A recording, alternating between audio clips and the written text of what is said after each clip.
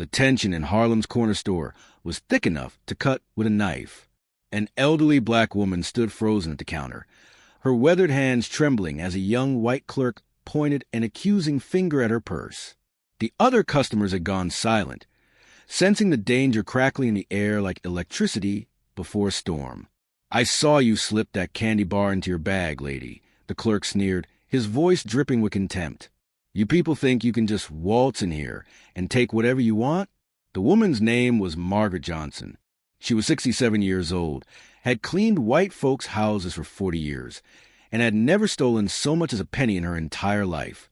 But none of that mattered to the young man behind the counter. All he saw was an easy target.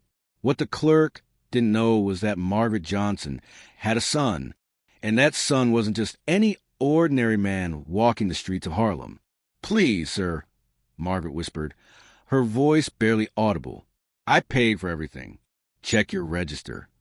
The clerk laughed, a cruel sound that echoed through the cramped store. "Don't lie to me, Grandma. I know you're kind, always trying to work some angle, always looking for a free ride." The other customers shifted uncomfortably. This wasn't just about a candy bar anymore. This was about respect. This was about dignity. This was about a line that should never be crossed. But the clerk was just getting started. He grabbed Margaret's purse and dumped its contents across the counter. Coins scattered and rolled onto the floor. Her reading glasses cracked against the hard surface. A small photograph of her late husband fluttered to the ground. "Look at this mess," the clerk said, rifling through her belongings like they were garbage. "But you got all kinds of stolen goods in here." Margaret's eyes filled with tears, but she held her head high. She had survived a depression, buried a husband, and raised children in a world that didn't want to give them a chance. She wouldn't break now. Not for this boy, who didn't know the first thing about struggle. The bell above the store's entrance chimed softly as the door opened. Margaret looked up, and for the first time since this nightmare began, relief washed over her face. Her son had arrived. Ellsworth Bumpy Johnson stepped into that store like he owned it. 6 feet tall, impeccably dressed in a tailored suit that probably cost more than the clerk made in a month. His presence filled the room instantly, commanding attention without saying a word. Bumpy's eyes took in the scene in seconds. His mother's scattered belongings, her tears, the smug expression on the clerk's face, the uncomfortable silence of the other customers who wanted to help but didn't dare to understand what happened next. You need to go back and understand who Bumpy Johnson really was. This wasn't some street thug or common criminal. This was a man who had built an empire in Harlem through intelligence, strategy, and an unshakable code of honor. He was someone who believed that respect wasn't given, it was earned. And anyone who disrespected his family would learn that lesson the hard way. Bumpy had grown up in these streets when they were even meaner than they were now. He'd learned early that the world would try to break you if you let it. But he'd also learned something else. Sometimes the quietest men were the most dangerous. Sometimes the best revenge was served with a smile and a plan. The clerk looked up as Bumpy approached the counter, and for a moment his confidence wavered. There was something about this man that screamed danger even though he moved with the grace of a dancer and spoke with the polish of a college professor. "Excuse me," Bumpy said, his voice calm and controlled. "I believe you have my mother's belongings spread across your counter." The clerk's bravado returned quickly. After all, what could one man do? This was his store, his territory. He had the law on his side. "Your mother's a thief," the clerk said, puffing out his chest. "I caught her red-handed stealing candy. I'm calling the police." Bumpy smiled. It wasn't a warm smile. It was the kind of smile a shark might give just before it strikes. "Is that so?" Bumpy asked, picking up his mother's photograph from the floor and dusting it off carefully. "And you saw this with your own eyes?" "Damn right I did." The clerk shot back. "I know her type, always looking for something for nothing." The other customers exchanged glances. They could feel the temperature in the room dropping by degrees. This wasn't going to end well for somebody. Bumpy reached into his jacket pocket, and the clerk tensed, expecting trouble. But instead of a weapon, Bumpy pulled out a clean white handkerchief and began polishing his mother's glasses. "Her type?" Bumpy repeated slowly as if tasting the words. "Tell me, son, what exactly do you think her type is?" The clerk, emboldened by what he thought was weakness, leaned forward. You know exactly what I mean. Poor, desperate, probably on welfare, the kind that thinks the world owes him something. Bumpy finished cleaning his mother's glasses and handed them to her gently. Margaret took them with shaking hands, but her son's presence had already begun to calm her. I see, Bumpy said. And what's your name, young man? Tommy. The clerk replied, suddenly unsure why he was answering. Well, Tommy, Bumpy said, straightening his tie. I think there's been a misunderstanding here. You see, my mother is many things. She's a woman who raised 7 children on her own after my father died. She's someone who worked 3 jobs to keep food on our table. She's the kind of person who would give her last dollar to help a neighbor in need. Bumpy's voice never rose above conversational level. But somehow, every word carried the weight of a thunderclap. What she is not, Bumpy continued, is a thief.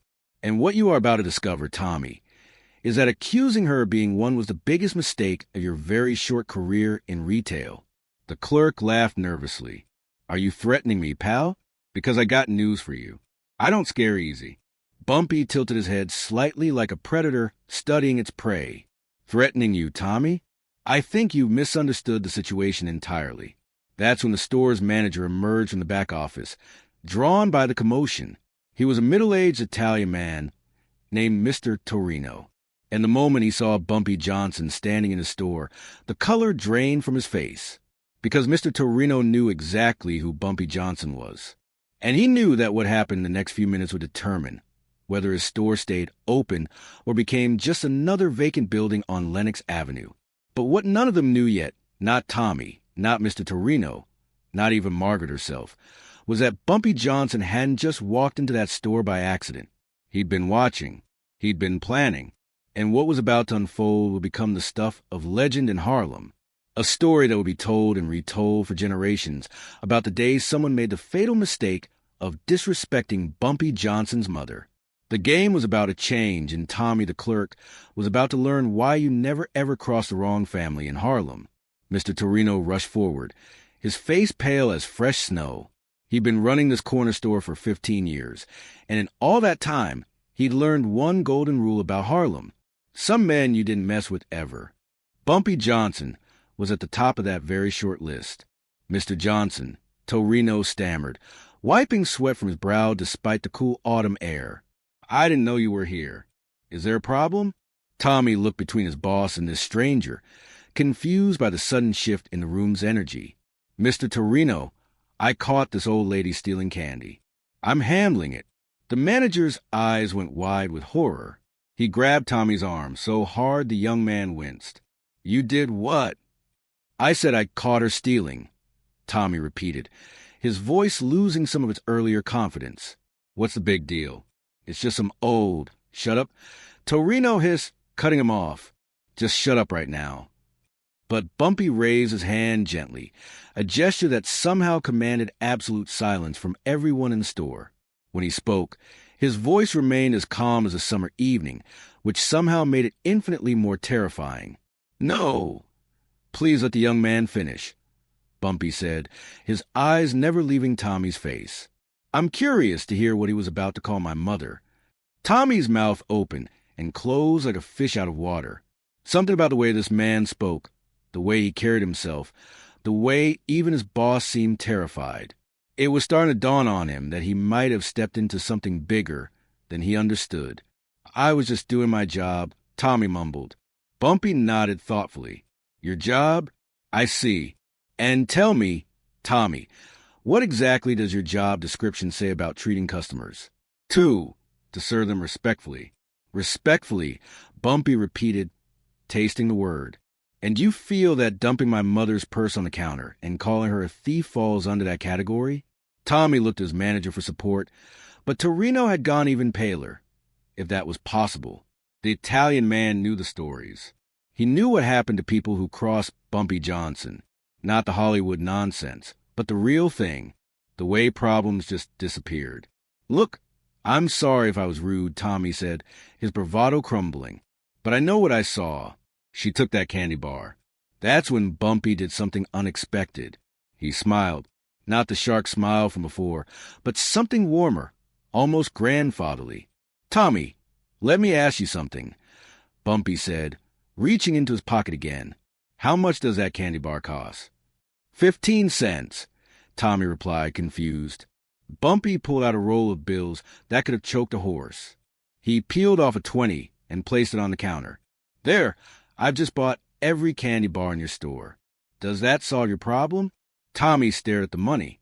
$20 was more than he made in 2 weeks. Yes, sir, but nothing," Bumpy continued. "Now, I want you to very carefully think about what you're going to say next because you have a choice to make, young man. You can apologize to my mother for your behavior. Help her gather her belongings, and we can all pretend this unfortunate misunderstanding never happened." Tommy's relief was visible. "Yes, sir, I can do that." Or, Bumpy continued, and the temperature in the room dropped another 10 degrees. "You can continue to insist that my mother is a thief. In which case, I'm going to ask you to prove it." The clerk hesitated. Something in Bumpy's tone suggested that proving it would be very, very difficult. "See, Tommy," Bumpy said, walking slowly around the counter. "I've been watching the store for the past month. My mother comes here every Tuesday to buy her weekly supplies. Same routine, same time, same items. And all that time, has she ever caused trouble?" Tommy shook his head reluctantly. "In fact," Bumpy continued, "I happen to know that 2 weeks ago, when Mrs. Patterson's grandson came up short on milk money, my mother paid the difference out of her own pocket. Didn't she?"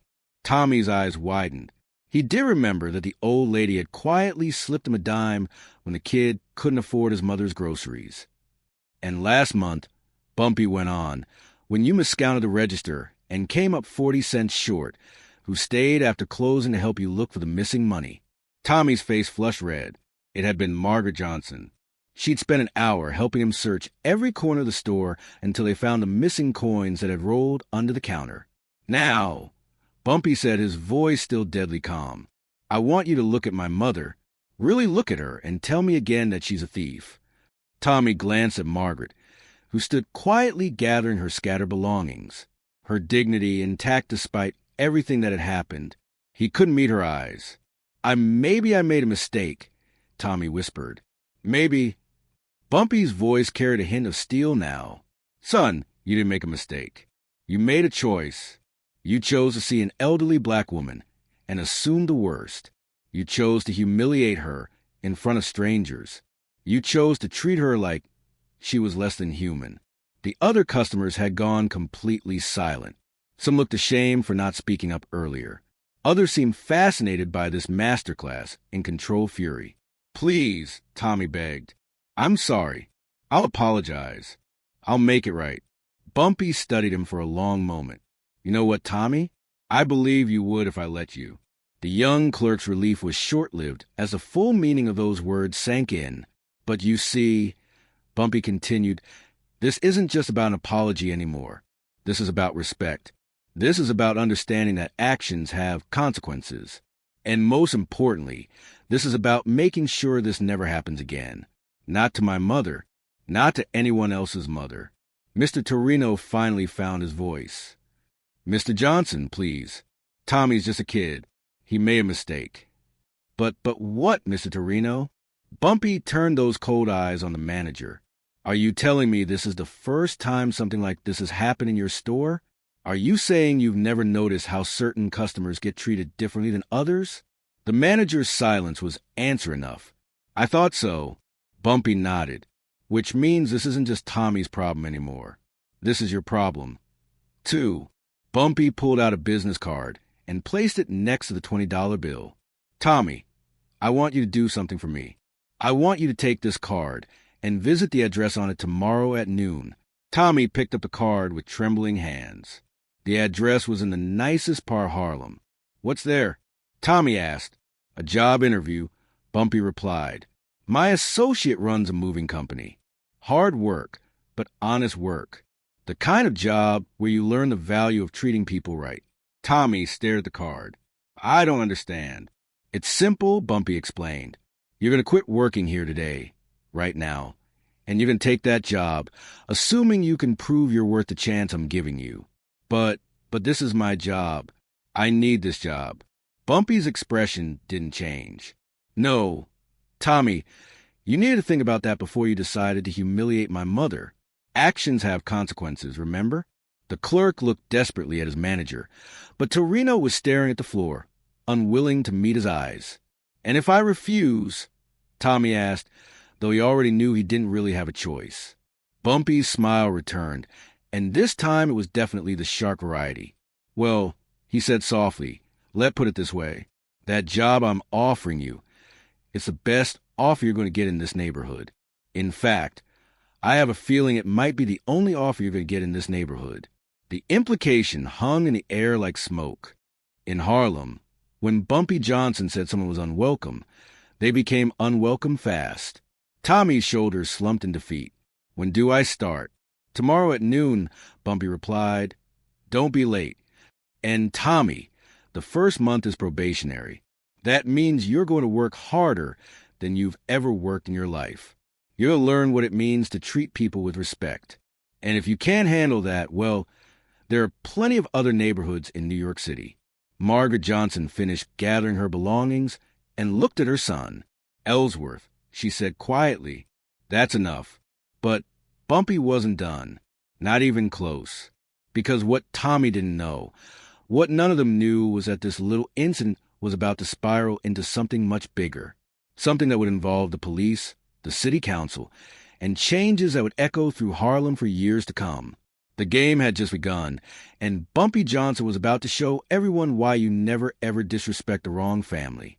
As Tommy began cleaning out his register with shaking hands, Bumpy leaned close and whispered something that made the young man's blood run cold. "By the way, Tommy," he said so quietly that only the clerk could hear, "I know where you live." Tommy walked out of that store like a man heading to his own execution. But what he didn't know, what none of them knew, was that Bumpy Johnson had just set the first domino in a chain reaction that would shake Harlem to its core. 3 days later, Bumpy sat in his usual booth at Sugar Ray's, the kind of establishment where conversations happen in whispers and handshakes, sealed deals worth more than most people's annual salary. Across from him sat Detective Ray Collins, one of the few honest cops left in the precinct. "You sure you want to do this, Bumpy?" Collins asked, sliding a manila envelope across the table. "Once this gets out, there's no going back." Bumpy opened the envelope and examined the photographs inside.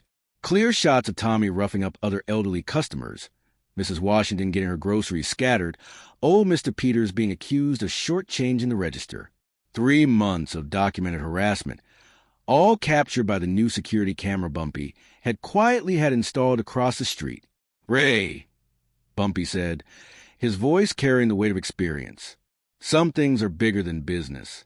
Some things are about principle." What Collins didn't know was that Bumpy had been planning this for months. The incident with his mother wasn't random. It was inevitable. Tommy had a pattern, and Bumpy had been documenting every single occurrence. But the photographs were just the beginning.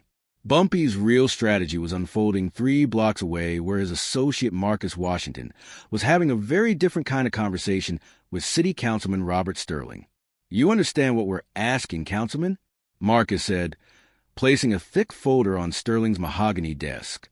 "New ordinances, anti-discrimination policies for local businesses, real consequences for harassment of elderly customers." Sterling flipped to the proposed legislation, his eyebrows rising with each page. "This is comprehensive, but getting something like this through committee will take months, maybe years." Marcus smiled. "Councilman, let me tell you a story about expedited processes." What Sterling didn't know was that the folder contained more than just proposed legislation. Hidden between the legal documents were photographs of the councilman leaving the Continental Hotel at 2 o'clock in the morning with someone who definitely wasn't his wife. "Of course," Marcus continued smoothly, "my employer understands that political change takes time, but he also believes that when good men work together, miracles can happen in weeks instead of years."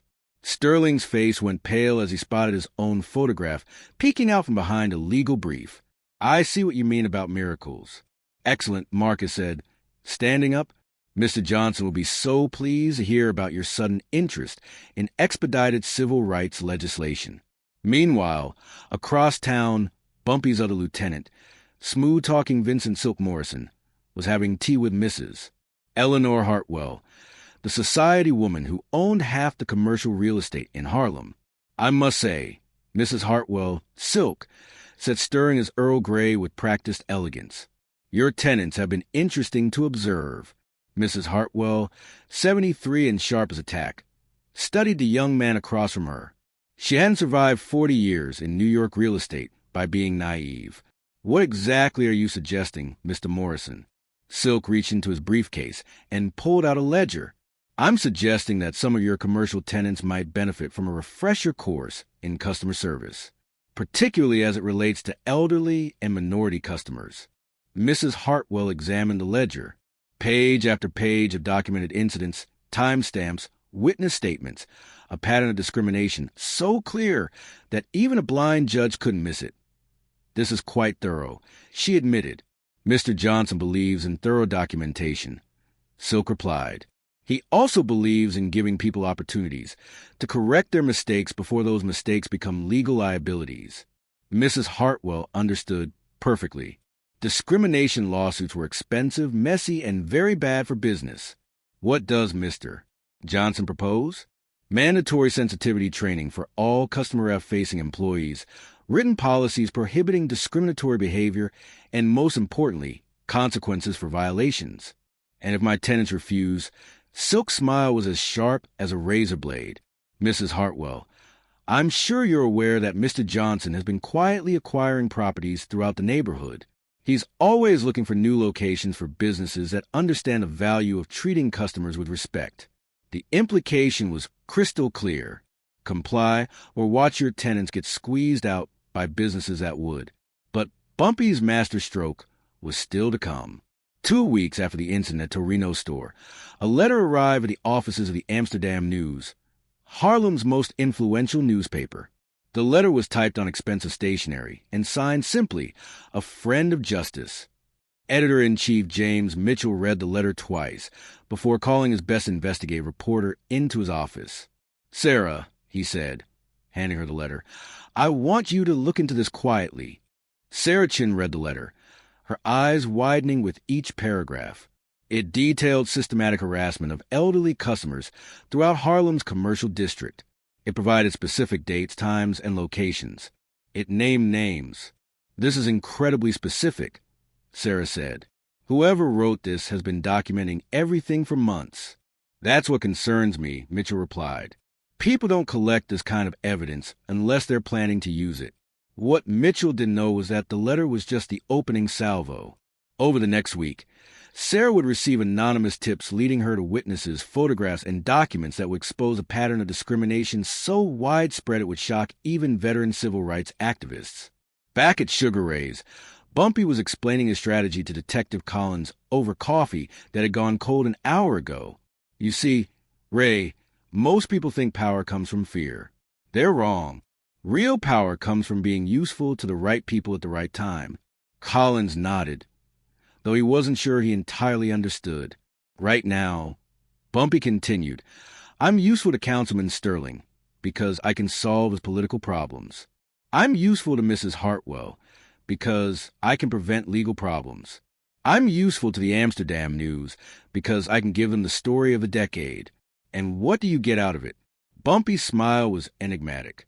"I get a Harlem where my mother can buy groceries without being humiliated. I get a neighborhood where respect isn't negotiable." But Collins could see there was more to it than that. "What aren't you telling me, Bumpy?" That's when Bumpy pulled out one final photograph. This one showed a well-dressed white man in an expensive suit shaking hands with Tommy outside the store. "Who's that?" Collins asked. "That," Bumpy said, "is District Attorney Harrison Walsh, and he's been very interested in our friend Tommy's employment status." Collins felt his blood run cold. Walsh was known for his political ambitions and his willingness to use racial tensions to advance his career. "You're saying Walsh was behind this?" "I'm saying Walsh has been looking for an excuse to crack down on what he calls undesirable elements in Harlem. A simple theft case involving an elderly black woman would have given him exactly the headlines he needed. Collins stared at the photograph. But Tommy quit. There's no case. Bumpy's smile turned predatory. Exactly. Which means Walsh is about to discover that his carefully laid plans have just blown up in his face. That's when it all clicked for Collins. This wasn't just about justice for Margaret Johnson. This was about preventing a larger injustice. This was about protecting the entire community from a political opportunist who would have used one family's pain to advance his own career. Jesus, Bumpy, Collins whispered. How far ahead do you think? As far as I need to, Bumpy replied. But Ray, the game's not over yet. Walsh isn't the type to just walk away. He's going to try to salvage something from this mess. What do you mean? Bumpy stood up, straightening his tie with the same careful precision he brought to everything else in his life. I mean, tomorrow morning, District Attorney Walsh is going to hold a press conference. He's going to announce a major initiative to combat organized crime in Harlem. And guess whose name is going to be at the top of his list? Collins felt his stomach drop. Yours? Mine? Bumpy confirmed. Which means phase 2 of this little game is about to begin. As Bumpy walked toward the door, Collins called after him. What's phase 2? Bumpy paused in the doorway, silhouetted against the afternoon sun streaming through the windows of sugar rays. Phase 2, he said quietly, is where District Attorney Walsh learns the difference between hunting a mouse and hunting a lion. But what neither Collins nor anyone else knew was that Bumpy had been expecting Walsh's move all along. In fact, he'd been counting on it, because tomorrow's press conference wasn't going to go the way Walsh planned. Not even close. The trap was set. The pieces were in motion. And Bumpy Johnson was about to remind everyone in New York City why you never underestimate a man who's fighting for his family's honor. They thought they were hunting him. They had no idea they were walking into a war they couldn't win. District Attorney Harrison Walsh straightened his tie and stepped up to the podium, surrounded by a sea of reporters and camera flashes. City Hall's press room was packed beyond capacity. This was his moment, the announcement that would catapult his political career into the stratosphere. Ladies and gentlemen, Walsh began, his voice carrying the authority of a man who believed he held all the cards. Today marks a turning point in our fight against organized crime in Harlem. Behind him stood an easel covered by a black cloth, concealing what Walsh promised would be evidence that will shock the citizens of New York. For too long, Walsh continued, certain criminal elements have operated with impunity in our neighborhoods. They've intimidated honest business owners, corrupted local officials, and turned entire blocks into their personal kingdoms. The cameras rolled. The reporter scribbled notes. Walsh was building toward his grand reveal. What Walsh didn't know was that in the back of the room, Sarah Chun from the Amsterdam News was holding a manila envelope that would change everything. An envelope that had been delivered to her hotel room at exactly 6 a.m., along with a note that read, simply open at 10:15 a.m., but it was now 10:14 a.m. 14. New subscription service. Today, Walsh announced dramatically, I'm proud to present evidence of a criminal conspiracy that reaches to the highest levels of Harlem's underworld. He pulled away the black cloth, revealing a detailed organizational chart with photographs and connecting lines. At the top in bold letters, Ellsworth Bumpy Johnson, criminal mastermind. The room erupted with questions and camera flashes. This man, Walsh said, pointing to Bumpy's photograph, has been operating a sophisticated criminal enterprise for years. Extortion, illegal gambling, intimidation of witnesses. The list goes on. Walsh paused for effect, savoring what he believed was his moment of triumph.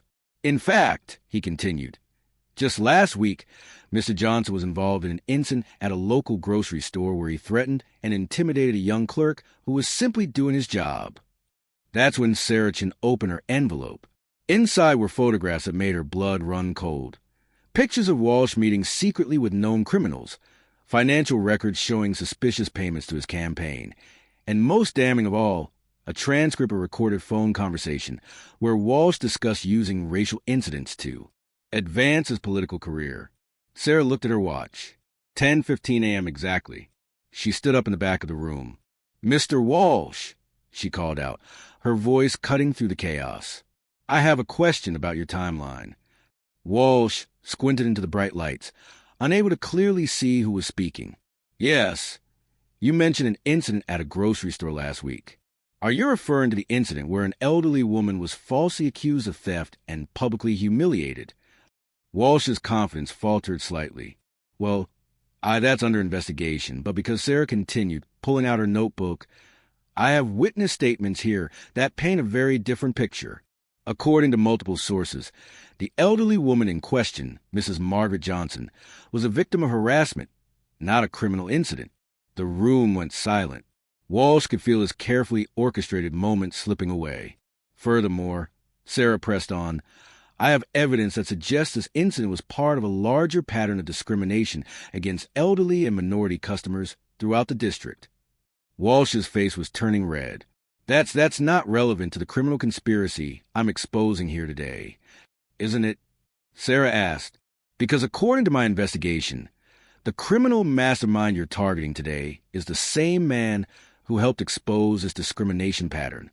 The same man who's been working with local business owners to implement anti-discrimination policies.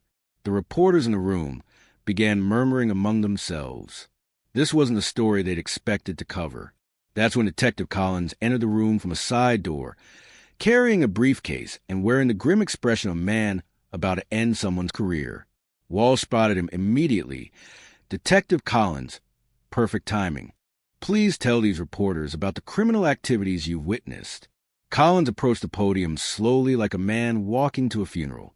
Actually, Mr. Walsh, I'm here to present evidence of a different kind of criminal activity. Walsh's smile froze. What do you mean? Collins opened his briefcase and pulled out a thick folder. 2 hours ago, I submitted a formal complaint to Internal Affairs regarding corruption in the district attorney's office. The room exploded with questions, but Collins held up his hand for silence.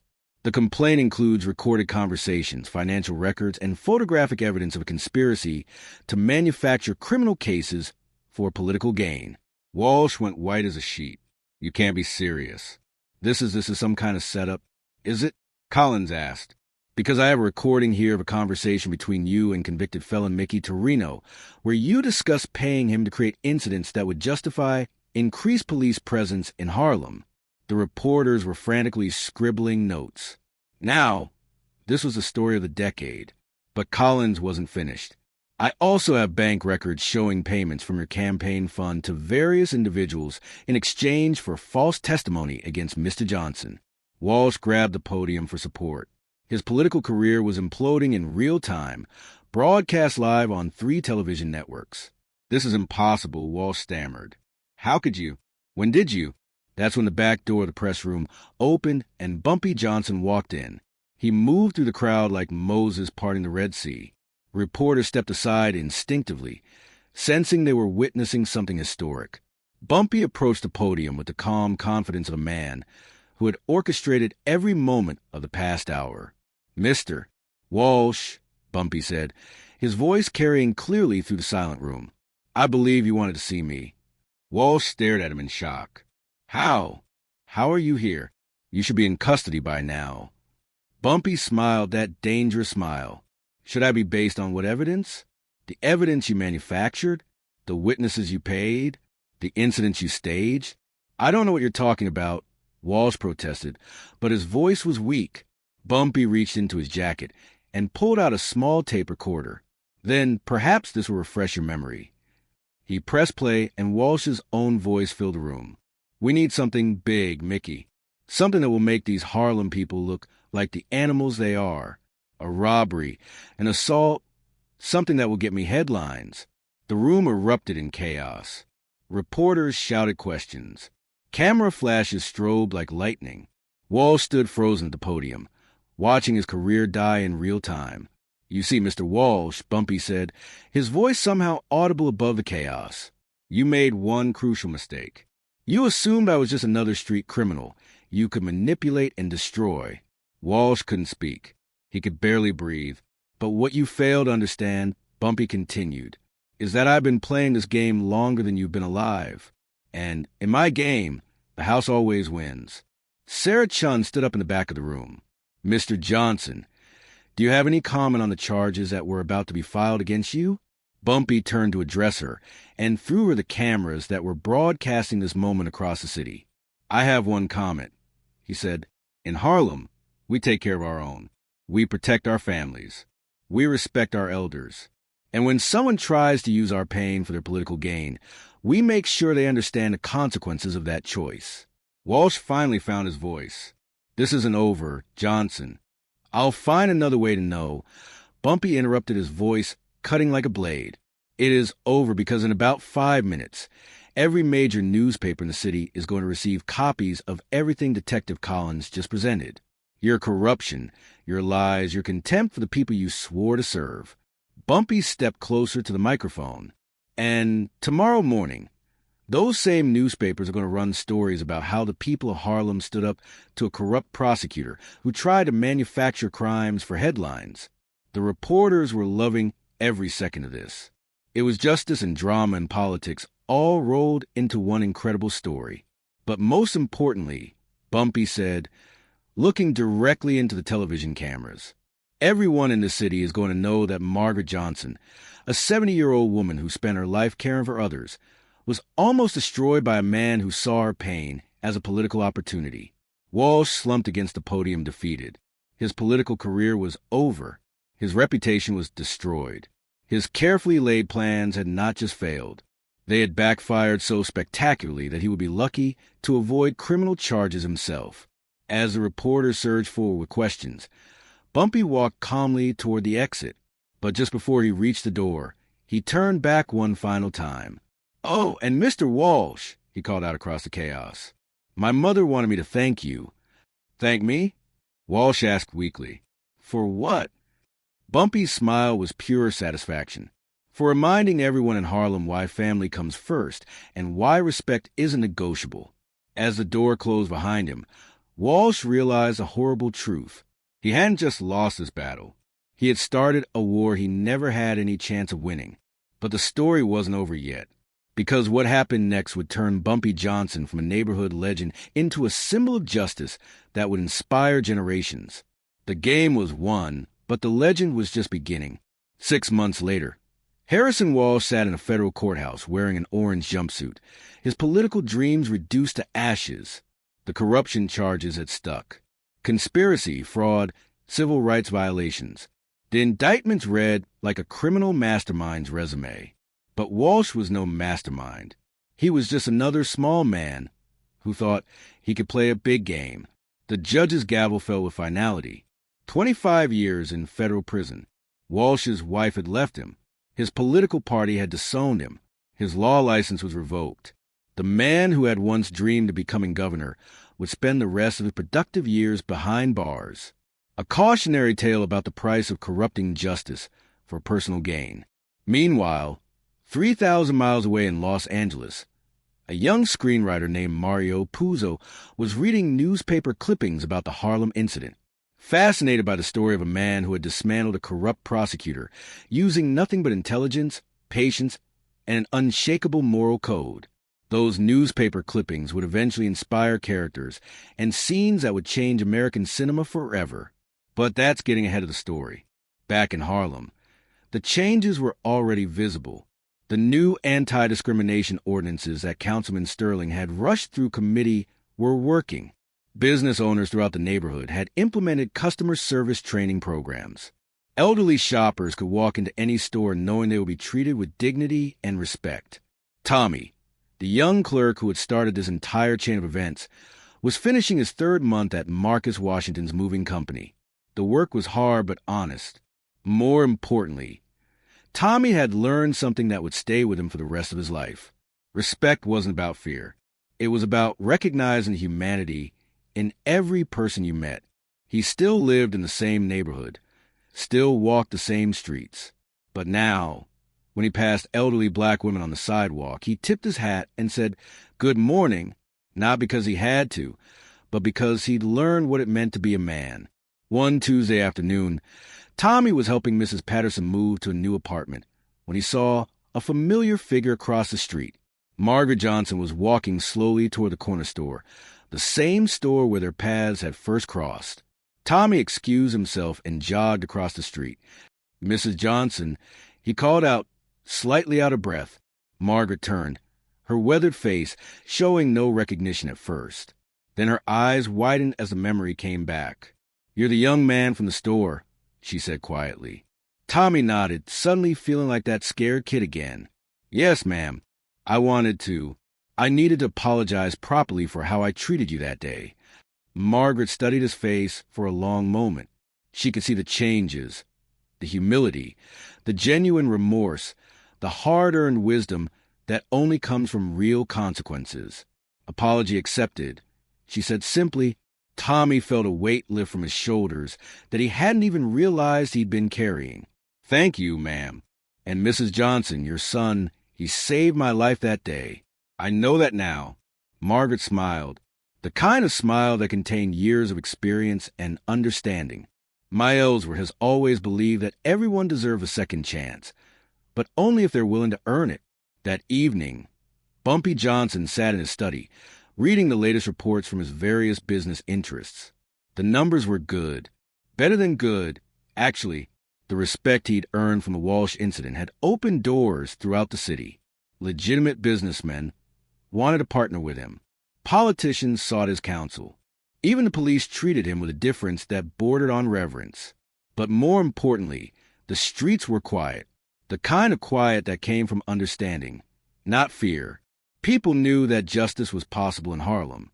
They knew that respect was non-negotiable. They knew that family came first. A soft knock interrupted his thoughts. "Come in, Ma," he called without looking up. Margaret entered, carrying a cup of tea and wearing the kind of smile that made all of Bumpy's machinations worthwhile. "How did you know it was me?" she asked, settling into the chair across from his desk. "Same knock you've been using for 40 years, Bumpy replied, finally looking up from his papers. "How was your shopping today?" Margaret's eyes twinkled with mischief. "That young man, Tommy? He apologized to me today. Really apologized like he meant it." Bumpy nodded. He'd been keeping tabs on Tommy's progress. Of course, the boy was learning slowly but learning. "Good," Bumpy said. "Everyone deserves a chance to grow." Margaret sipped her tea thoughtfully. "You know, son, what you did 6 months ago, that wasn't just about me, was it?" Bumpy sat down his papers and really looked at his mother. At 70, she was still sharp as a tack, still able to see through his carefully constructed facades to the heart of things. "No, Ma," he admitted it wasn't. "It was about all of us," she continued. "About making sure that what happened to me couldn't happen to anyone else's mother or grandmother or great-grandmother." Bumpy smiled. This was why he fought. This was why he planned. This was why he built an empire based on respect rather than fear. "The game's always been bigger than any one person," he said. "But sometimes it takes one person's pain to remind everyone what we're really fighting for." Margaret stood up, kissed her son on the forehead like she had when he was 7 years old, and headed for the door. "I'm proud of you, Ellsworth," she said without turning around. "Your father would be proud, too." After she left, Bumpy walked to his window and looked out at the streets of Harlem. His streets, his people, his responsibility.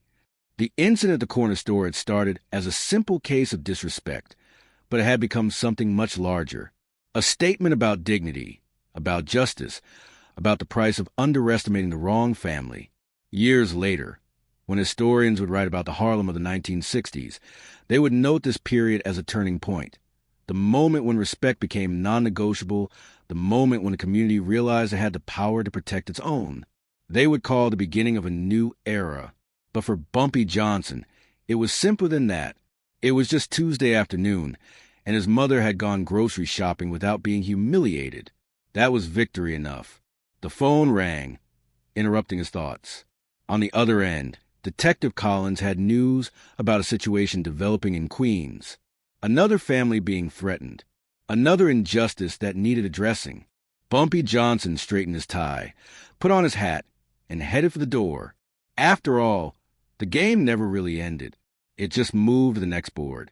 And in Harlem, respect wasn't just earned once. It was earned every single day. The legend of that Tuesday afternoon will be told and retold for generations. The day a store clerk learned the difference between power and respect. The day a corrupt prosecutor discovered that some families can't be broken. The day Harlem reminded the world that dignity isn't negotiable. But most importantly, it was a day everyone learned the most fundamental truth of all. Never, and I mean never, disrespect someone's mother, because you never know who might be listening.